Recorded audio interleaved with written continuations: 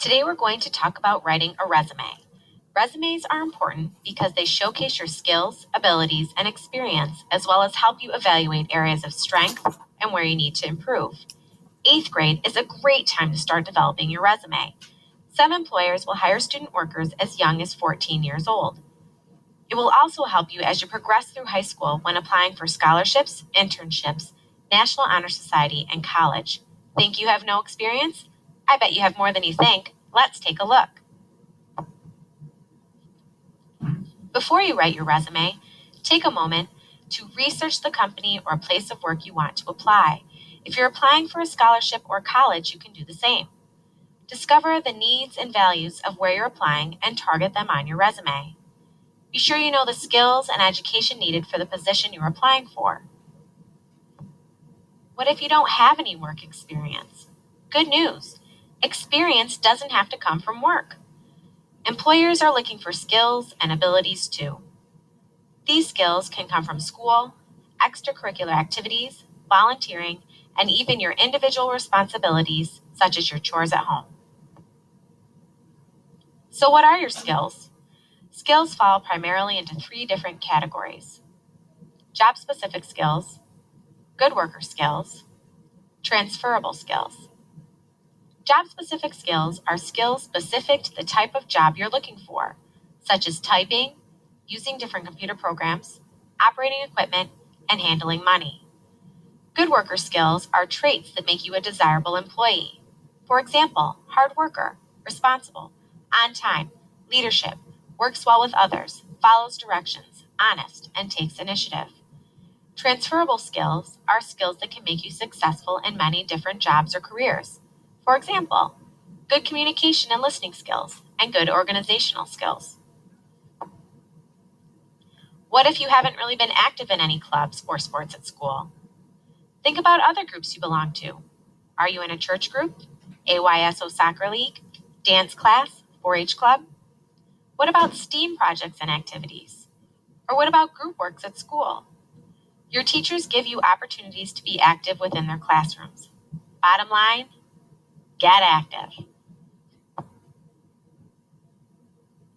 Now that you've thought about your skills and experiences, you have to think about how to highlight them on your resume.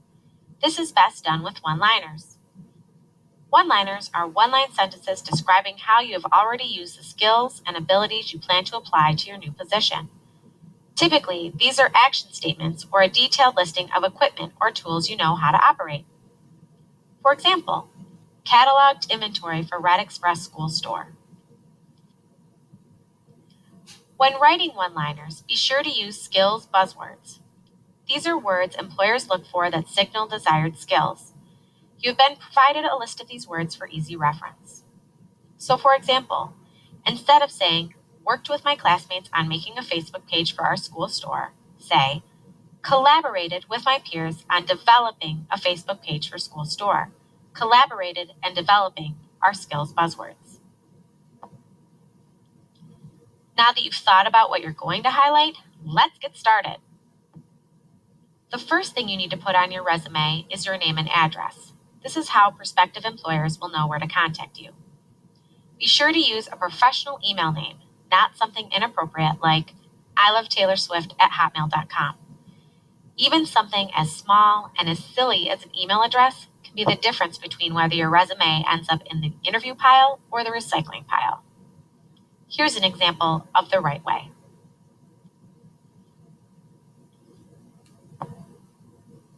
Objective. In this section of your resume, clearly state the position you are applying for. Many human resource departments are hiring for multiple positions. Make sure you clearly state the job you want. For example, I am seeking the position of head manager at TJ Maxx.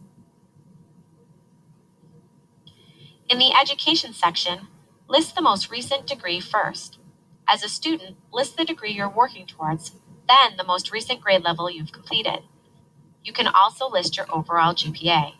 If you choose not to write your GPA, you will more than likely be prompted for it in your interview. And don't think about lying. Many employers will ask to see your transcripts. These are certified documents from the schools you've attended detailing your courses and grades. See the example below.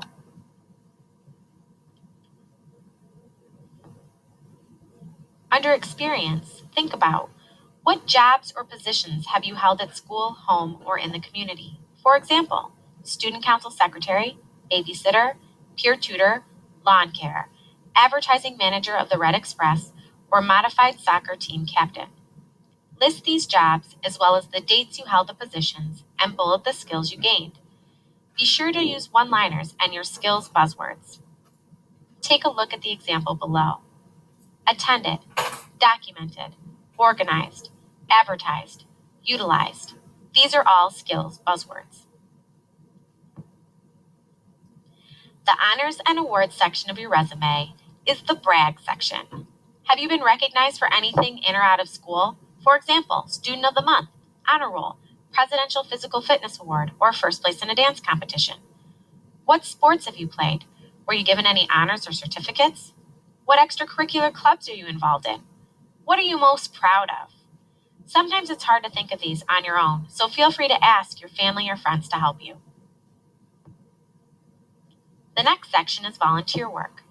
What community service have you done? What was your role in the service activity? Did you learn any skills while at this activity that you can include in your one-liners? For example, served food at the Rome Food Bank, participated in Ugly Sweater Day to raise money for Wanderers Rest Animal Shelter, composed letters for VVS Troop Project. Now we've come to the references section of your resume. Stop. Before you write any names, you need to ask permission to use this person as a reference.